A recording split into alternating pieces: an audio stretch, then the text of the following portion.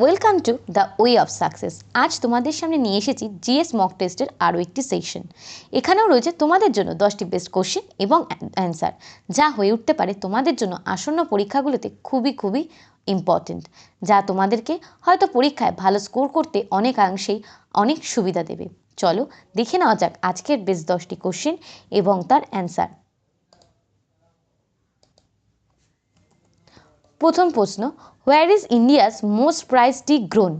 Jorhat, Darjeeling, Nilgiris or Munnar? Right answer is option B, Darjeeling. Costing around rupees 1 lakh per kg, Makaibari tea has become one of the most expensive টি।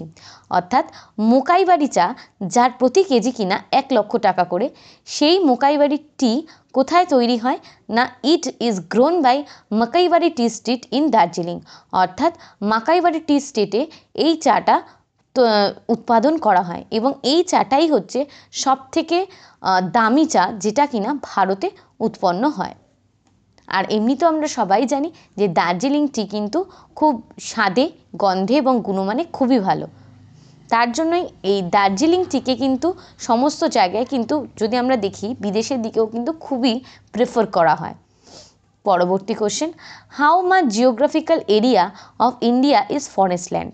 আমাদের কাছে এখানে জানতে চেয়েছে যে ভারতে যে জিওগ্রাফিক্যাল এরিয়া রয়েছে, যে ভৌগোলিক যে এরিয়াটা রয়েছে, সেই এরিয়ার মধ্যে ভারতের ভৌগোলিক এরিয়ায় বনের শতাংশ কত শতাংশ বন রয়েছে? 20%, 23%, 26% or 28%? Right answer is option A. India has 20% of its land under forest. অর্থাৎ ভারতে ভূপ্রকৃতিগত দিক থেকে যে বনাঞ্চলের যে অংশ, সেটা হচ্ছে কত না 20%। In recent time forest area has depleted. অর্থাৎ ইন্ডিয়াতে 20% বনাঞ্চল থাকলেও কিন্তু বর্তমানে কিন্তু ফরেস্ট এরিয়ার সংখ্যা অনেকাংশে কিন্তু কমে গিয়েছে। পরের question, Bharatpur bird sanctuary is located in which state? Karnataka, Odisha, Kerala or Rajasthan? Bharatpur bird স্যাংচুয়ারিটা ঠিক কোথায়, কোন স্টেটে, সেটা আমাদের কাছে এই কোশ্চেনের মাধ্যমে জানতে চাওয়া হয়েছে। এর answer option D, Bharatpur bird sanctuary is located in Rajasthan state. অর্থাৎ ভরতপুর বার্ড স্যাংচুয়ারিটা কোথায় না রাজস্থানে, and bordering with state of Uttar Pradesh, যেটা কিনা রাজস্থানে তো অবস্থিত কিন্তু একেবারে উত্তরপ্রদেশের গায়ে লাগোয়া অর্থাৎ বর্ডার ঘেঁষা অঞ্চল। Also known as Keoladeo Ghana bird sanctuary or Keoladeo national park. অর্থাৎ ভরতপুর বার্ড স্যাংচুয়ারি তো বলেই এটাকে, এছাড়াও এর কিন্তু দুটো নাম রয়েছে। এই নামগুলো কিন্তু পরীক্ষায় কখনো আসতে পারে, তাই এই নামগুলো তোমরা ডেসক্রিপশন ভালো করে পড়লে সেই ডেসক্রিপশনের মধ্যে কিন্তু অন্যান্য ইনফরমেশনগুলো এভাবেই তোমরা পেয়ে যাবে। তাই কখনো পড়ার সময় কিন্তু ডেসক্রিপশনকে বাদ দিলে চলবে না। যেমন এখানে আমরা পেয়ে গেলাম Keoladeo Ghana park sanctuary or Keoladeo national park বলেও কিন্তু ভরতপুর বার্ড স্যাংচুয়ারিকে ডাকা হয়ে থাকে। Being a World Heritage Site, it is famous for migratory Siberian cranes. অর্থাৎ এই অঞ্চলটা বা এই জায়গাটা আরও কেন, কিসের জন্য ওয়ার্ল্ড হেরিটেজ সাইটে খেতাব অর্জন করেছে, কেন বিখ্যাত না সাইবেরিয়ান যে ক্রেনস রয়েছে তারা, অর্থাৎ যেগুলো পরিযায়ী পাখি, সেই পরিযায়ী পাখির সমাবেশ কিন্তু এখানে দেখতে পাওয়া যায়। সেই জন্য এই ভরতপুর বার্ড স্যাংচুয়ারিকে কিন্তু ওয়ার্ল্ড হেরিটেজ সাইটে তকমা দেওয়া হয়েছে। পরবর্তী question, who gives the Kalinga prize? Kalinga prize কারা দিয়ে থাকে? ইউনেস্কো, ওড়িশা, বিজু পট্টনায়ক ফাউন্ডেশন আর CSIR? Right answer is option A. The Kolingo Prize for the Popularization of Science is an award given by UNESCO for exceptional skill in presenting scientific ideas to lay people. অর্থাৎ এই কলিঙ্গ প্রাইজটা দেওয়া হয়ে থাকে, কারা দেয় না UNESCO দিয়ে থাকে। কিসের জন্য? বিজ্ঞান বিভাগে জনপ্রিয়তা অর্জন করলে, পপুলারাইজেশন অফ সায়েন্স, বিজ্ঞান ক্ষেত্রে কোনো যুগান্তকারী আবিষ্কার বা এমন কিছু যা বিজ্ঞানের অগ্রগতিতে বা উন্নতিতে সহায়তা করতে পারে, সেই সমস্ত ক্ষেত্রের জন্য উন্নতি লাভ করার ক্ষেত্রে তাদেরকে উৎসাহ প্রদানের উদ্দেশ্যে কিন্তু এই কলিঙ্গ প্রাইজ দেওয়া হয়ে থাকে ইউনেস্কোর তরফ থেকে। It was created in 1958 following a donation from Biju Pattanayak, founder president of the Kalinga Foundation and Trust in India. এটা প্রথম 1952 সালে তৈরি করা হয়েছিল এবং এবং এই প্রাইজের যে ডোনেশন কে দিয়েছিলেন না বিজু পট্টনায়ক এই প্রাইজের ডোনেশন দিয়েছিলেন, যিনি ছিলেন founder president of Kalinga foundation trust of India, যিনি কলিঙ্গ ফাউন্ডেশন ট্রাস্টের ফাউন্ডার প্রেসিডেন্ট ছিলেন। পরবর্তী question, where is Netaji Subhash national institute of sports, অর্থাৎ Netaji Subhash national institute of স্পোর্টসটা কোথায়? Kolkata, Pune, Patiwala or Gwalior? Right answer is option C.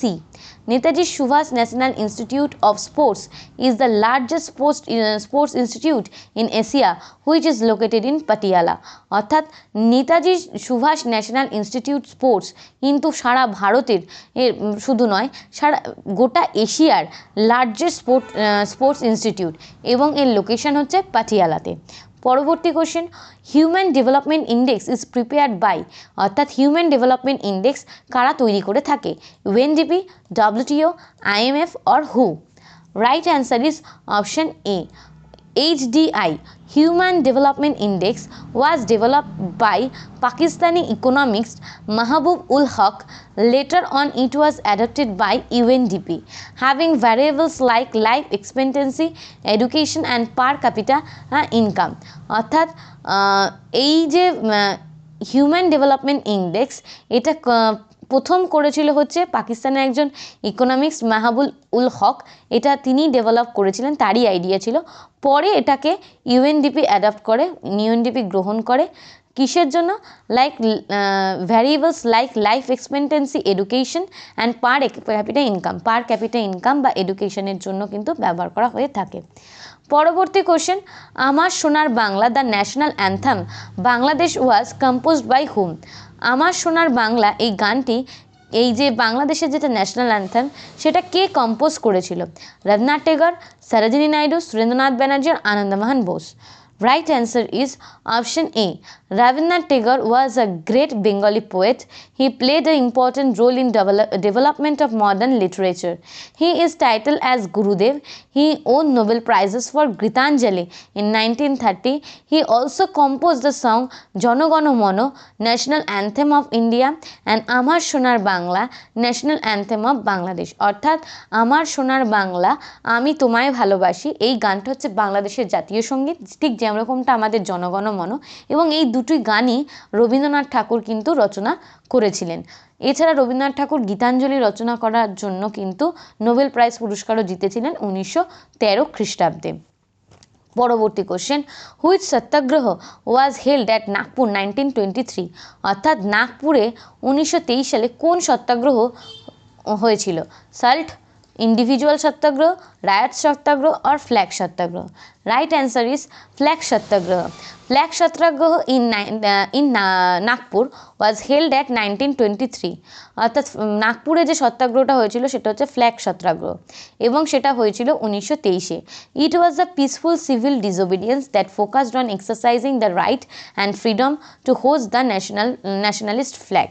এটা ছিল একটা শান্তিপূর্ণ অসহযোগ আন্দোলন এবং এর মেইন ফোকাস ছিল কি, যে যারা ন্যাশনালিস্ট, যারা ফ্রিডম ফাইটার যারা রয়েছে তাদের যে একটা পতাকা রয়েছে, তাদের যে ন্যাশনালিস্ট ফ্ল্যাগ রয়েছে, সেই যে ফ্ল্যাগ হোস্টিংয়ে তাদেরকে কিন্তু স্বাধীনতা দিতে হবে। সেই জন্য নাগপুরে 1923-এ একটা শান্তিপূর্ণ অসহযোগ আন্দোলন সংগঠিত হয়েছিল, যা ফ্ল্যাগ সত্যাগ্রহ নামেও পরিচিত। পরবর্তী question, who said political science as meteorology? Political সায়েন্সকে মেট্রোলজি বলেছেন কে? মেট্রোলজি অর্থাৎ আবহবিদ্যা। Option A Bluntschli, option B Bryce, option C Bodin, option D Buckle? Right answer is Bryce. Option B, Bryce depicted political science is a meteorology. Bryce political সায়েন্সকে আবহবিদ্যা বলে বর্ণনা করেছেন। লাস্ট কোশ্চেন আজকের, person who do not live in any state is either a saint or an animal. Who statement is this? অর্থাৎ কে এই স্টেটমেন্টটা দিয়েছিল যে person who do not live any state, যে কোনো রাষ্ট্রের মধ্যে থাকে না, সে এক হবে কোনো সাধু, নয় কোনো অ্যানিমাল বা পশু? কে বলেছিলেন? মন্তেস্কু, অ্যাঙ্গেলস, সফিস্ট না Aristotle? Right answer is option D. Aristotle said that person who do not live in any state either saint or an animal. Aristotle হচ্ছে রাষ্ট্রবিজ্ঞানের জনক, তিনি এই স্টেটমেন্টটি দিয়েছিলেন। এই ছিল আজকে তোমাদের জন্য 10টি বেস্ট কোশ্চেন এবং অ্যান্সার। আশা করছি ভিডিওগুলো তোমাদের ভালো লাগছে এবং ভিডিওগুলোর মাধ্যমে তোমরা উপকৃত হচ্ছ। যদি ভিডিওগুলো তোমাদের ভালো লেগে থাকে তাহলে অবশ্যই লাইক, শেয়ার অ্যান্ড সাবস্ক্রাইব কিন্তু মাস্ট। চলো আজকের জন্য এইটুকুই, দেখা হচ্ছে নেক্সট ভিডিওতে।